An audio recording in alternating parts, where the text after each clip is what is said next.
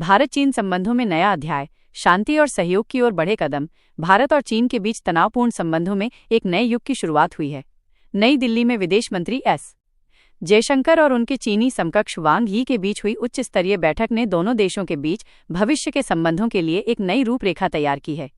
ये बैठक गलवान घाटी की झड़पों के बाद से संबंधों को सामान्य बनाने की दिशा में एक महत्वपूर्ण मील का पत्थर साबित हो सकती है। बैठक की मुख्य बातें। दोनों नेताओं ने इस बात पर जोर दिया कि पुराने मतभेदों को विवादों में नहीं बदलना चाहिए, बल्कि उन्हें शांतिपूर्ण बातचीत के माध्यम से सुलझाना चाहिए। बैठक में कई महत्वपूर्ण मुद्दों पर सहमति बनी। सीमा विवाद। एलएसी राष्ट्रीय सुरक्षा सलाहकार अजीत डोभाल की उपस्थिति में सीमा विवाद पर विस्तृत चर्चा हुई।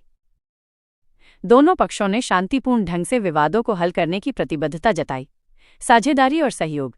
वांग यी ने जोर देकर कहा कि भारत और चीन को एक दूसरे को प्रतिद्वंद्वी नहीं बल्कि साझेदार के रूप में देखना चाहिए। उन्होंने कहा कि दोनों देशों की साझेदारी एशिया और विश्व के लिए स्थिरता ला सकती है। आतंकवाद के खिलाफ मोर्चा। आतंकवाद के खिलाफ संयुक्त सहयोग को प्राथमिकता देने पर सहमति बनी, जो कि वैश्विक शांति के लिए एक महत्वपूर्ण कदम है। व्यापार और कनेक्टिविटी। व्यापार, धार्मिक यात्राओं, नदी डेटा साझा करने और सीमा व्यापार को बेहतर बनाने पर चर्चा हुई, जिससे दोनों देशों के बीच संपर्क और भी मजबूत होगा। भारत की प्रमुख चिंताएं। चीन ने भारत की 3 प्रमुख चिंताओं रेयर अर्थ्स, फर्टिलाइजर और टनल बोरिंग मशीन को दूर करने का आश्वासन दिया, जिससे व्यापारिक संबंधों में विश्वास बढ़ेगा। भविष्य की राह।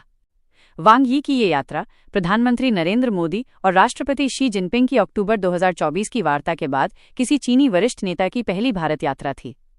जयशंकर और वांग यी दोनों ने इस बात पर जोर दिया कि संबंधों को आगे बढ़ाने के लिए पारस्परिक सम्मान, संवेदनशीलता और साझे हितों पर ध्यान देना आवश्यक है। यह बैठक दोनों देशों के बीच संबंधों को सुधारने और एक सकारात्मक दिशा में आगे बढ़ने का स्पष्ट संकेत है। इस ऐतिहासिक वार्ता ने भविष्य में द्विपक्षीय सहयोग और वैश्विक स्थिरता के लिए एक नई आशा